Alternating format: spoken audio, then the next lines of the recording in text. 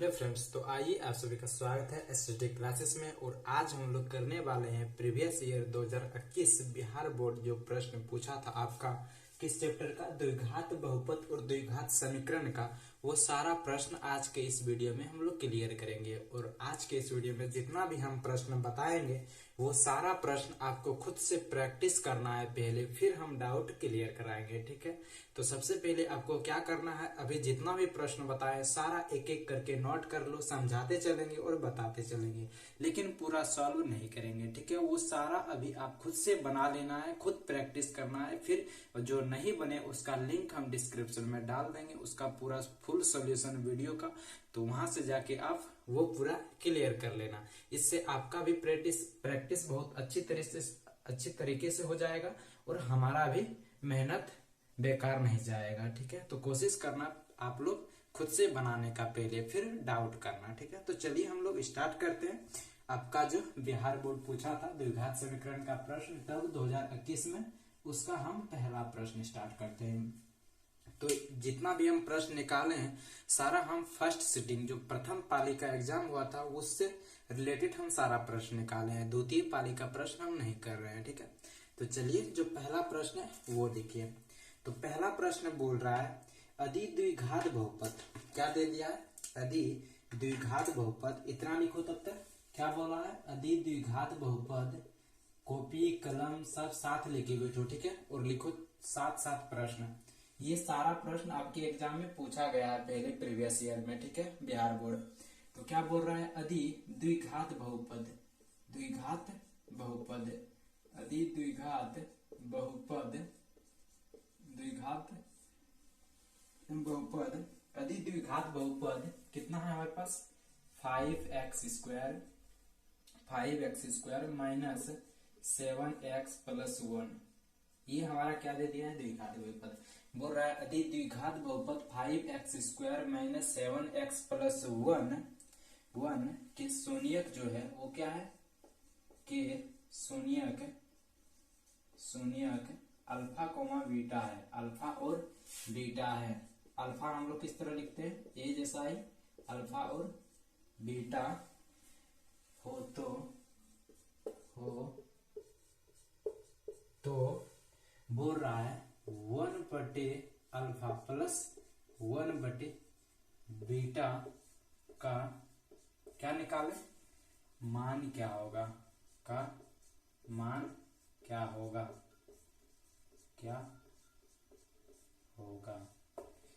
तो ये प्रश्न हम लोग समझते हैं पहले, फिर दूसरा नंबर प्रश्न देखते हैं।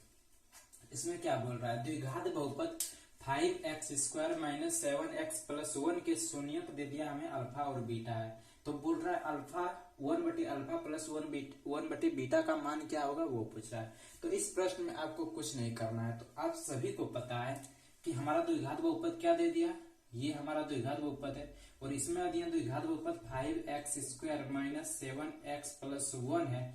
तो द्विघात बहुपद का व्यापक रूप क्या होता है, द्विघात बहुपद का व्यापक रूप का बात करें तो क्या होता है, ax² minus bx plus c के रूप का होता है। ठीक है, तो द्विघात बहुपद का व्यापक रूप क्या होता है, ax² minus bx plus c के रूप का होता है। तो यहाँ हमारा a कौन हो गया, a हमारा 5 हो गया, b हमारा कौन हो गया 7 हो गया, और c हमारा कौन हो गया 1 हो गया। ठीक है, इसमें कोई दिक्कत वाली बात नहीं। a हमारा कौन है 5 है, b हमारा माइनस 7 है, और c हमारा कितना है 1 है। यहाँ तक कोई दिक्कत नहीं है। चलिए तो फिर आगे अब समझते हैं। अब इसमें आपको करना क्या है, आपको इसमें कुछ नहीं करना, a b सबको पता चल गया। तो आप सब जानते हैं क्या, हमारा शून्यंक तो अल्फा बीटा दे दिया, तो आप सभी जानते हैं शून्यंकों का योगफल। आप कभी ना कभी पढ़े होंगे, यदि आप चैप्टर बनाए हैं द्विघात बहुपद या द्विघात समीकरण, तो उसमें कहीं ना कहीं पढ़े होंगे शून्यंकों का योगफल, शून्यंकों का योगफल या शून्यंकों का जोड़। शून्यंकों का योगफल अल्फा प्लस बीटा बराबर क्या होता है, अल्फा प्लस बीटा बराबर होता है माइनस b/a। अब यहाँ हमको b पता है, a पता है, अब मान बिठा देंगे। ठीक है, फिर हम लोग दूसरा सूत्र पढ़े हैं शून्यंकों का गुणनफल। शून्यंकों का गुणनफल क्या होता है, अल्फा इंटू बीटा का मान क्या होता है, अल्फा इंटू बीटा बराबर होता है c/a। अब इसके जगह भी मान बिठा देंगे। ठीक है, अब जब हम दोनों निकल जाएगा, अल्फा प्लस बीटा और अल्फा इंटू बीटा निकल जाएगा, तो हम लोग इसका मान हम तुरंत निकालेंगे। तो इसका मान कैसे निकलेगा, 1/अल्फा प्लस 1/बीटा। जब इसका एलसीएम ले लेंगे तो क्या बनेगा, अल्फा इंटू बीटा, इधर आ जाएगा बीटा प्लस अल्फा। तो पहले ही हमको पता है अल्फा प्लस बीटा का मान हम निकाल लिए हैं और अल्फा इंटू बीटा का मान निकाल लिए। जब मान रख देंगे तो हमारा क्या आ जाएगा, आंसर आ जाएगा। ठीक है, तो आपको बस इतना ही करना है और आप 2 नंबर आराम से उठा सकते हैं। और इस तरह का प्रश्न आपके एग्जाम में रिपीटेड पूछा जाता है। ठीक है, तो ये प्रश्न आपके ऑब्जेक्टिव में भी काम आएगा और सब्जेक्टिव में भी काम आएगा, इसलिए ये प्रश्न तो पूरी अच्छी तरह से क्लियर कर ही लेना है। तो चलिए अब हम लोग बढ़ते हैं दूसरा नंबर प्रश्न। जो दूसरा नंबर बिहार बोर्ड पूछा है आपके 2021 में द्विघात बहुपद का दूसरा नंबर प्रश्न, वो हम लोग देखते हैं अब। दूसरा नंबर प्रश्न में क्या बोल रहा है, पी के किस मान के लिए, ये नाम तो सुना ही होगा, पी के किस मान के लिए, पी के किस मान के लिए। आप लोग साथ लिखे प्रश्न फिर हम समझाते हैं। पी के किस मान के लिए, पी के किस मान के लिए क्या हमारे पास है, द्विघात बहुपद। पी के किस मान के लिए द्विघात समीकरण पी के किस मान के लिए द्विघात समीकरण कितना दे दिया हमारे पास, 3x² minus 5x plus p बराबर 0 के मूल समान है, के मूल समान होंगे। ठीक है, ये बोल रहा है। तो यहाँ हमें मेनली क्या पूछ रहा है, p का मान पूछ रहा है। यदि ये द्विघात समीकरण के मूल जो है वो समान है तो p का मान क्या होगा वो ज्ञात करने के लिए बोल रहा है। क्या बोल रहा है, यदि हमारा क्या है, इसका मूल समान है, द्विघात समीकरण का मूल क्या है, समान है, तो बोल रहा है p का मान क्या होगा वो ज्ञात करें। आप लोग कभी ना कभी सुने होंगे द्विघात बहुपद में बी वेक्टर, जिसको हम लोग शॉर्ट में रिपीट करते थे डी से, बी वेक्टर, जिसे हम लोग शॉर्ट में क्या लिखते थे, डी बराबर आप लोग पढ़े होंगे क्या, b² माइनस 4ac। ठीक है, डी बराबर आप पढ़े होंगे b² माइनस 4ac। यदि हमारा क्या है, मूल समान है, द्विघात समीकरण का मूल समान है। जब द्विघात समीकरण का मूल समान होता है तो डी बराबर क्या होता है, 0 के बराबर होता है। यदि यह मूल समान होगा तो हमारा जो विवेक्तर होगा वो 0 के बराबर होगा। जब विवेक्तर 0 के बराबर है तो हम p का मान नहीं निकाल सकते। हमारा यहाँ a क्या है, a 3 है, b हमारा 5 है, c हमारा p है। तो अब जब a b c का मान रखेंगे तो हमारा p का मान नहीं निकल जाएगा। तो अब बस इतना ही करना है, क्योंकि हमारा मूल समान है उसी कारण से हमारा जो विवेक्तर होगा वो क्या होगा, d जो होगा वो क्या होगा, 0 के बराबर होगा। और 0 के बराबर होगा तो उसके कारण से हम p का मान निकाल लेंगे आसानी से। तो बस आपको दूसरा नंबर प्रश्न में इतना ही करना है और कुछ नहीं, तो आपका 2 नंबर आराम से आ जाएगा। तो चलिए आप ये भी बना लेना है और छोड़ना नहीं है, एक भी प्रश्न को छोड़ना नहीं है। सारा प्रश्न कोशिश जरूर करना है, नहीं बने वो अलग बात है, लेकिन कोशिश जरूर करना है। गलत बने चलेगा, जब बताएंगे तो उस समय आपको खुद आ जाएगा कि हाँ गलत किए हैं, लेकिन बनाएंगे ही नहीं तो गलत का पता कैसे चलेगा कि हम गलत कहाँ कर रहे हैं। तो बनाना जरूर है। चलिए हम लोग बढ़ते हैं अगला प्रश्न, तीसरा नंबर। और तीसरा नंबर जो है आपका वो क्या बोल रहा है, वो बोल रहा है एक द्विघात बहुपद ज्ञात करें। क्या बोल रहा है, लिखते हैं, एक द्विघात बहुपद ज्ञात करें। और आप लोग भी लिखिए साथ साथ, इसके कारण से आप लोग का लिखने का क्षमता कुछ बढ़ेगा। ठीक है, क्या बोल रहा है, एक द्विघात बहुपद ज्ञात करें। द्विघात बहुपद ही दिया है, हाँ, द्विघात बहुपद या समीकरण जो बोले, द्विघात बहुपद ज्ञात करें। एक द्विघात बहुपद ज्ञात करने के लिए बोल रहा है जिसके शून्यांकों का जोड़ दे दिया है, जिसके शून्यांकों का जोड़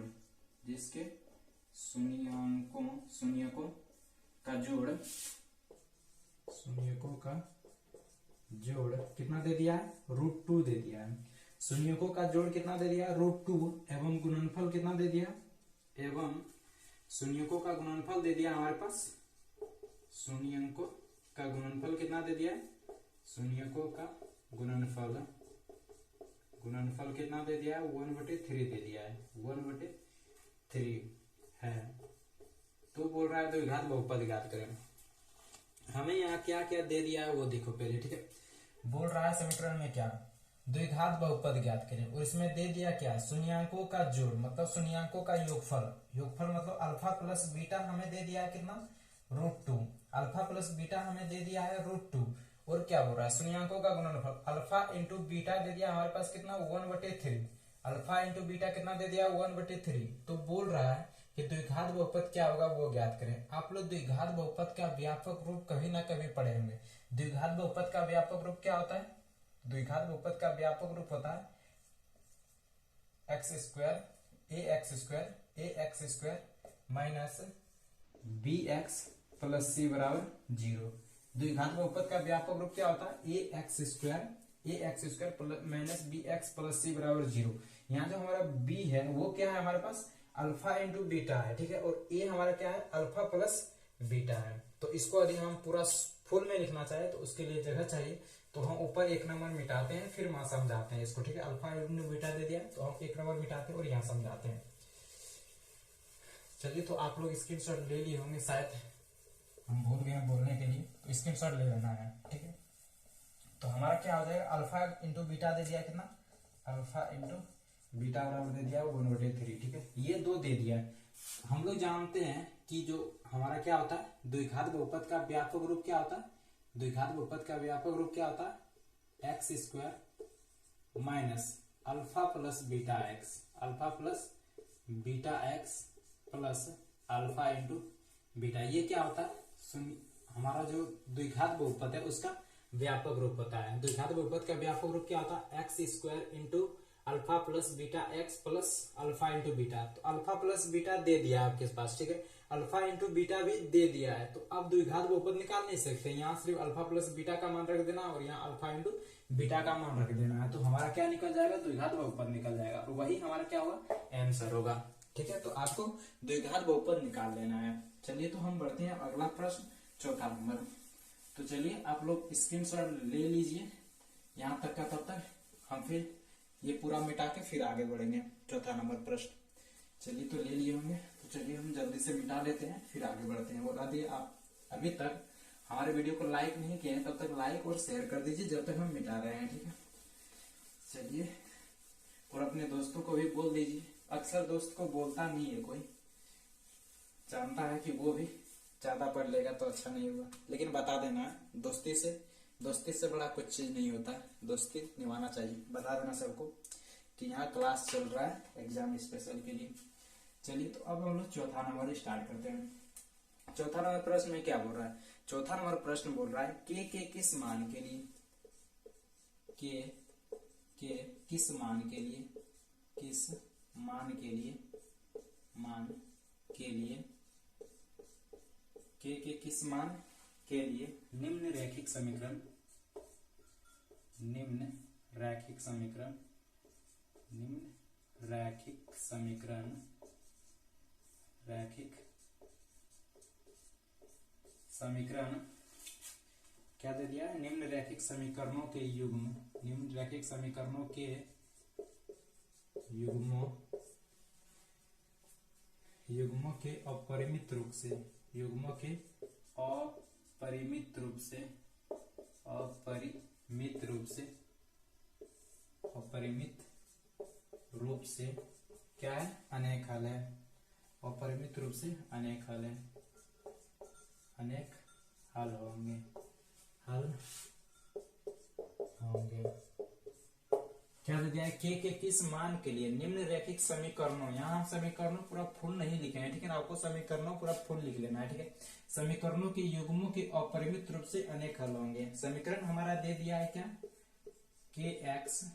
kx plus 3y, kx plus 3y minus k minus 3 बराबर 0।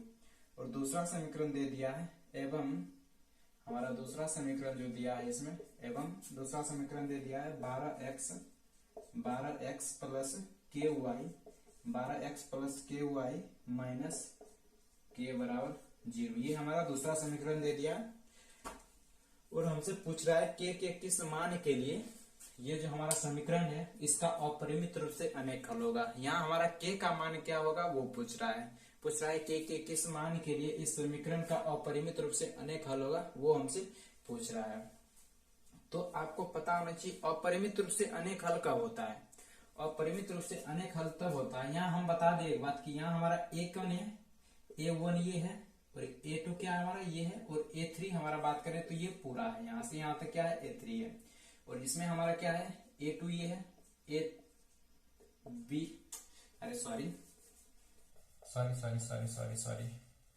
A1 ये है, B1 हमारा क्या है 3 है और C1 हमारा क्या है K-3 है। यहाँ हमारा A2 क्या है 12 है और B2 हमारा क्या है K है और B3 क्या है हमारे पास B3 C2 क्या हमारे पास है C2 हमारा जो है क्या K है। ये सबको पता होगा, आप सबको भी पता होगा क्या होता है A1 हमारा K है, B1 3 है और C1 क्या है K-3 है। यहाँ हमारा A2 क्या है 12 है और B2 क्या है हमारे पास K है और C2 क्या है K है। एक बार हम प्रश्न देख लेते हैं फिर से, सही लिखे हैं, हाँ ठीक है सही है, ठीक है। तो इतना आपको सबको पता होना चाहिए, A1 कौन है, A2 कौन है, B1 कौन है, B2 कौन है, C1 कौन है, C2 कौन है, ये सब पता होना चाहिए, ठीक है। अब हम इसकी मिटा देते हैं, ठीक है। अब इसकी कोई जरूरत, और आपको ये भी पता होगा कि अपरिमित रूप से अनेक हल कब होता है, अपरिमित रूप से अनेक हल कब होता है। यदि आप सब में किसी को पता हो तो कमेंट में जरूर कीजिएगा, क्लास कर भी लिए तब भी कमेंट कीजिएगा कि अपरिमित रूप से अनेक हल कब होता है। अपरिमित रूप से अनेक हल तब होता है जब A1 बटे A2 बराबर B1 बटे B2 बराबर C1 बटे C2। जब ये तीनों बराबर होंगे तब क्या होगा, अपरिमित रूप से अनेक हल होगा। और यहाँ क्या बोल रहा है कि अपरिमित रूप से अनेक हल है, मतलब ये तीनों क्या है एक दूसरे से बराबर है। तो K का मान पूछ रहा है हमसे, तो K का मान आपको ज्ञात कर लेना है। इसमें आपको मान रख देना है A1 A2 जो सारा मान रख देना है, फिर आपको ये दोनों को सॉल्व करना है, फिर आपको ये दोनों को सॉल्व करना है, समझ गए। पहले आपको ये पूरा सॉल्व करना है, फिर आपको ये दोनों सॉल्व करना है। जब ये दोनों सॉल्व करेंगे तो दोनों का अलग अलग मान आएगा, लेकिन दोनों मान में से जो कॉमन होगा आपका वही क्या होगा, आपका K का मान होगा। जैसे अभी इसमें हमारा एक में मान आ गया कितना +-5 और दूसरे में आ गया हमारा +5, तो हमारा क्या है -5 तो हमारा मान नहीं होगा, +5 इसमें है तो ये भी +5 ही हमारा आंसर होगा, ठीक है। तो K का मान +5 होगा, जो कॉमन होगा दोनों में वही हमारा क्या हो जाएगा आंसर हो जाएगा। चलिए हम लोग बढ़ते हैं, अगला प्रश्न आपका 5 नंबर, और ये भी प्रश्न आपके एग्जाम में पूछा जाता है, तो ये भी प्रश्न आपको कर लेना है।